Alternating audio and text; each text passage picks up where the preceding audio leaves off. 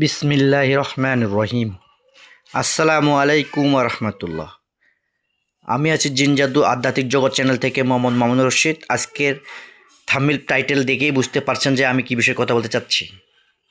আজকের টপিকটি হচ্ছে লোহার পেরেক দিয়ে শক্তিশালী বশীকরণ, যা 100% গ্যারান্টি, আমাদের বহুবার পরীক্ষিত। এটা একবার যদি কেউ করে ফেলে 100% কাজ হবে, ঠিক আছে। যে ব্যক্তির নামে আপনি এই কাজ করবেন তাকে যদি লোহার শিকল দিয়ে বেঁধে রাখা হয় তবুও তিনি স্থির থাকবে না যতক্ষণ পর্যন্ত আপনার কাছে না আসবে। আপনাদের কাছে আমার একটি অনুরোধ, এই আমল দ্বারা আপনারা কেউ কোনোদিন কারো ক্ষতি করবেন না, মানুষের উপকার করবেন এবং উপকার করতে গিয়ে মানুষের কুপকার করবেন না, এতে নিজে গুণাগার হবেন এবং নিজের ক্ষতি নিজেই ডেকে আনবেন।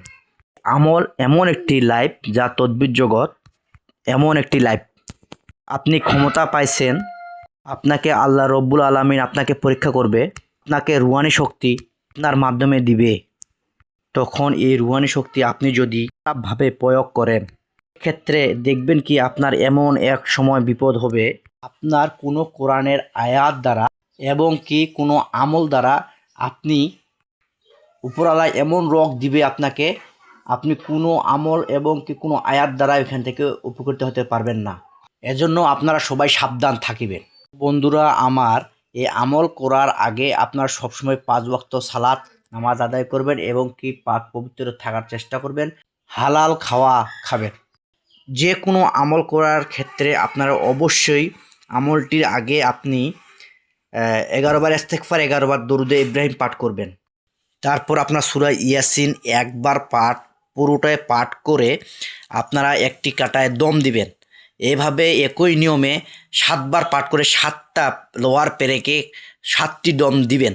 তারপরে আপনারা হুকুম লাগাবেন যে যদি ছেলে হয় ছেলের বাবার নাম নিয়ে বলবেন যে অমুকের ছেলে অমুক, আর মেয়ে হলে মেয়ের মায়ের নাম নিয়ে বলবেন যে অমুকের মেয়ে অমুকের আমি ভালোবাসার সিলমোহর মারিলাম। এইভাবে আপনি 7 বার পাঠ করে দম দিবেন 7টি কাটাতে। আবারও একই নিয়মের শেষের দিকে 11 বার ইস্তেগফার, 11 বার দরুদ পড়ে আপনি কাজটি কমপ্লিট করবেন। তারপরে আপনারা কোনো জ্বলন্ত আগুনে এই লোহার পেরেকগুলো নিক্ষেপ করবেন। ইনশাআল্লাহ আল্লাহর রহমতে 3 দিনের মধ্যে বশীকরণ এবং আপনার বাধ্য হয়ে যাবে ইনশাআল্লাহ। এরকম নিত্য নতুন ভিডিও পেতে আমাদের চ্যানেলটি সাবস্ক্রাইব করে পাশে থাকুন। আসসালামু আলাইকুম ওয়া রাহমাতুল্লাহ।